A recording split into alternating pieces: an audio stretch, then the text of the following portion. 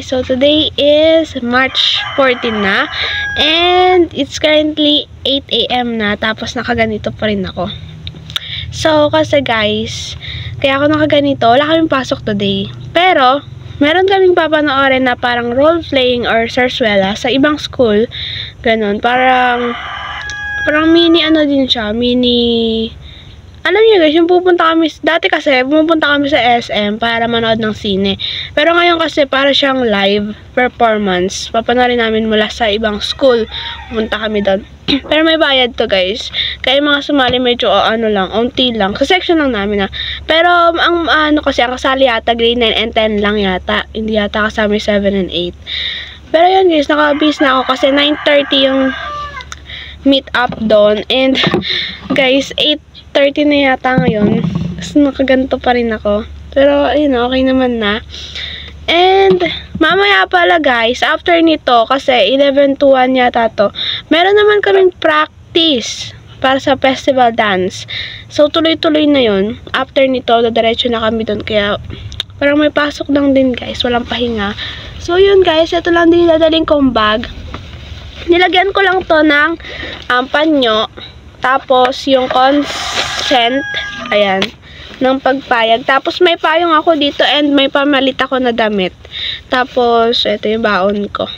60 yata to or 50 pesos. May pamalit ako ng damit kasi nga doon sa may practice namin. So, ngayon, mag-aasikaso na ako ng aking mukha. Ayan. Sasamahan nyo ko ngayong araw.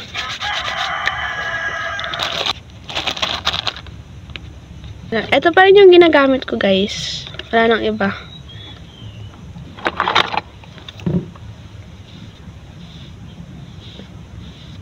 Palagi ako nalilate guys. Kahit ang aga-aga akong gumagayak. Ganun ako, nalilate ako palagi. Mag-medyas na rin ako. Excited din ako guys. Kasi parang about siya sa kasaysayan. And hindi ko rin alam kung ano mangyayari doon. Kaya na-excite ako tsaka sa ibang school pa. Magsasuot lang din ako ng mga abubot, guys. Mga gantong bracelet. Tapos, tingnan niyo, guys. Binigay sa akin ni ate. Ano siya? Parang tulip na color blue na flower. Tapos, clip siya. Yan, cute. Suklay na lang ako. Tsaka buti, guys. May clean na yung buhok ko ngayon. At madali ko na nasusuklay. Cute. Naglalagay lang din ako ng ganito, guys. Binili ko last year yata to. Kasi nanunuyo yung dito ko. Labi. Ayan. Tapos, magsasalamin lang din ako kasi sensitive guys yung ano ko, mata ko sa liwanag and may diferensya na rin siguro. Hindi pa talaga nakakapagpa-check up pag may pera na lang. Ito guys, ang dumi na ng salamin ko.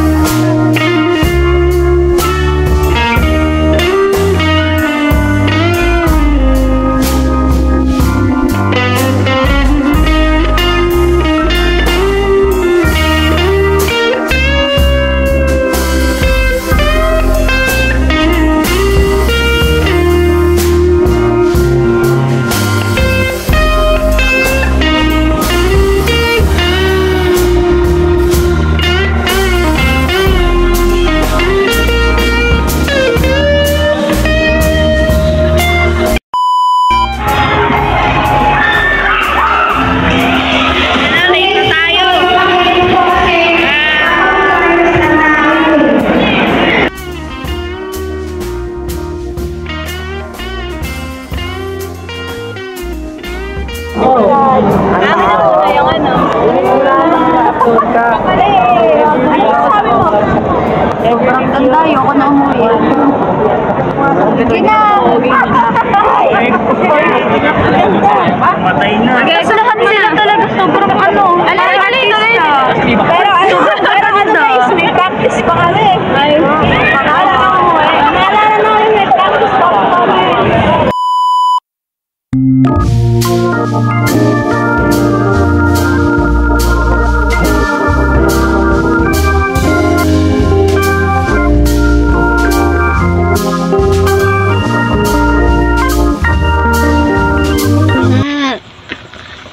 Nilaban kanina ni mama yung bag ko. Eto. Tapos, sobrang dumi na rin kasi nito kasi parang ilang buwan na rin hindi na nalilinis. Ganun. Tapos, ito ngayon, mag-aayos ako ng mga gamit. Ito yung mga gamit ko. Dito nilagay ni mama kasi naging busy kasi ako guys. Kaya hindi ko masikaso yung mga gamit ko, mga sapatos ko, bag, ganun. Kaya, kanina inayos ni mama. Tapos, nilinis. So, ito yung mga gamit na kailangan kong ilipat dito sa bag na to. Next week, guys, meron na kaming busy talaga na days. Like, parang final week na yata yung next week tapos sa next week. Kasi, after nun, after kasi nitong babarating na linggo na to is exam na namin. Exam days, exam week, ganon. Tapos, kaya parang yung 2 weeks na natitira para sa third quarter is sobrang busy talaga. Kasi, performance na rin namin final performance na namin yun, yung pinapractice namin na festival dance sa 21. Napakalapit na guys, kaya parang medyo kinakabahan ako. Sana umabot yung mga pinapractice namin kasi, hindi naman, patapos naman na kami guys. Hanggang 5 minutes kasi yan, nasa bandang 4 minutes na kami. Pero kasi maraming ma-absent pag-practice. Kaya hindi siya maayos-ayos. Ganun. Sana maging maayos guys. Hindi ko pa alam. Pero sana. Nga pala, sira na tong alcohol ko na itong lalagyan. Hindi ko na ilalagay sa bag ko. Kasi, ay, tumatapon.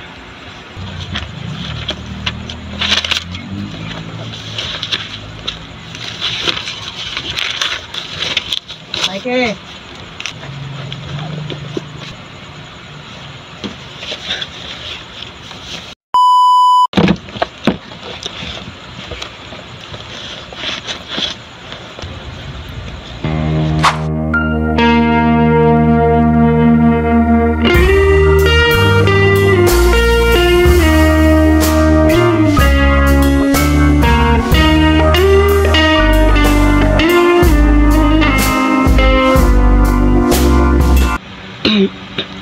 Hello guys, so it's currently 9:30 PM na yata.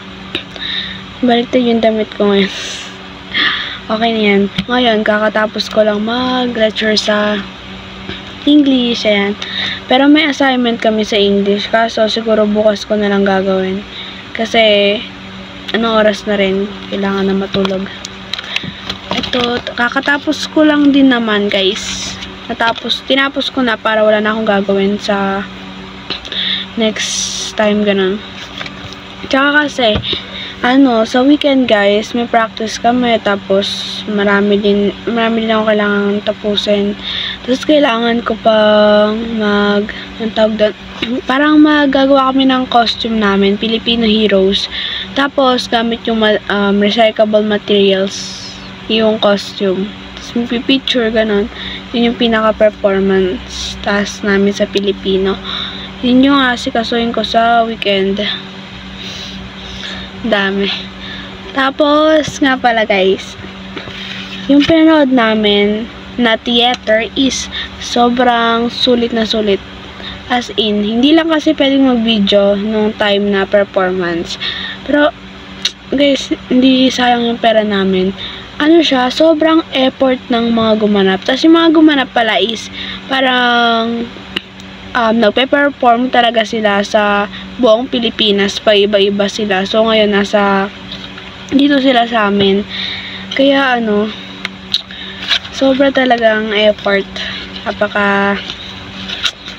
worth it talaga ibayad. Tapos sobrang saya din namin at parang tuloy-tuloy talaga siyang role-playing. In 2 or 3 hours yata sila nagpe-perform. Pas siya, may halong music, may halong acting, gano'n. Ang ganda-ganda. Ito yung mga parang pinagputulan ng ticket namin. And guys, Hero Z. Bayani Loves. Yun. Tapos, ito, souvenir. Pero binili namin ito ng 25 pesos. And, as in, talaga guys, ewan ko ba, basta ang ganda, sobra-sobra. Yan, ito. Ito yung parang pinaka-main character, 4 sila. Ayan, tapos nandito yung director, ayan. Kasi mga ibang pinapaliwanag yung mga cast, tapos yung ibang mga kasama nila. Ayan guys, oh. Ito, ayan. Nagpe-perform na talaga sila kung saan-saan. Basta ang galing, ang ganda, apakaganda. Sobrang effort ng mga props nila, ganun. Ito yung mga gumanap, guys. Kung tatanungin nyo rin pala, guys, about to sa kasi, parang pinaghalong Gen Z, tapos, sinaunang panahon. Sinama dito yung kasaysayan ng mga bayani, tapos, sinama dito yung sa may pandemic time, at halo-halo, ang ganda ng pinaka-flow talaga. Ang galing ng director, tsaka yung scriptwriter, and yung mga uma-acting. Higaan ko, magalatag na ako, and kasi matutulog na ako. Bukas may pasok pa kami. And papractice yung reporting bukas.